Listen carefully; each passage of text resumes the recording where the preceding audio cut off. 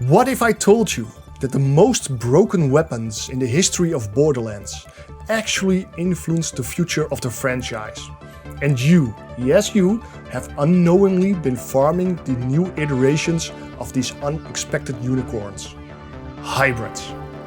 This video is inspired by a conversation I had with my friend Killer6, as he replied to one of my social media posts, and I initially thought his reply was like, "We want pearls in Borderlands 4, but taking it to the next level by saying, "We want hybrids!"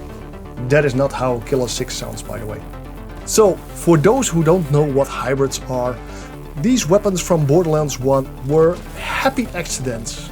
Well, at least for the most part. Due to a mix-up in the code, some legendary weapons in the game can spawn with unintended legendary weapon parts, creating a hybrid weapon that stacks the ability of two legendary weapons into one. This resulted in some really interesting weapons. While not every hybrid became a supercharged version, they did become collector's items. So how did Gearbox Software turn this into a feature? Well, if you break it down, a hybrid is a weapon that gets one unique weapon part that supercharges its capabilities.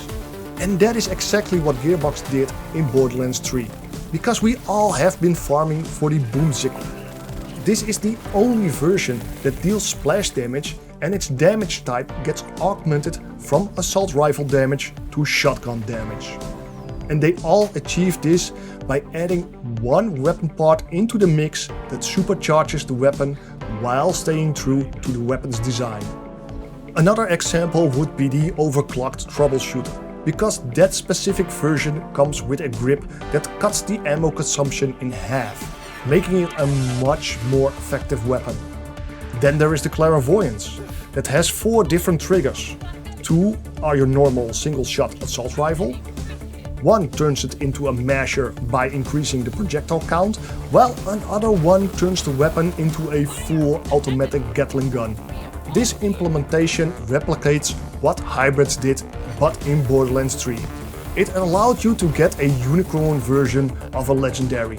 However, my point to Gearbox would be that they didn't convey that to you. There is an indication in the game when an item has an anoint, because you can see that on the additional sparkles in the loot beam. However, there isn't an indication that you stumbled upon a supercharged version that has one of these unique item parts. I think they should add something like a flame to the loot beam and make the item card stand out, because there are so many weapon name prefixes that a simple name adjustment doesn't make the item stand out. Besides creating these supercharged versions, Gearbox Software did create a few hybrids in Borderlands 3, as they combined the legendary effect of 2 items into one. The Void Drift is an example of that, which merged the effects of the Impaler and the Black Hole. However, I could argue that this created a whole new item instead of having one weapon part that takes the item to a whole new level.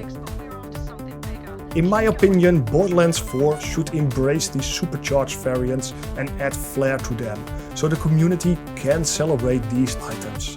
It gives the community something to chase after. Maybe a Borderlands 4 community hunt can award bonus points if you farm a supercharged version of the item.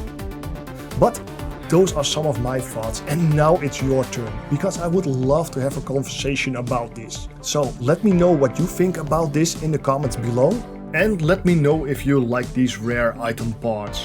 Or do you think they are just an annoyance to get a god roll item?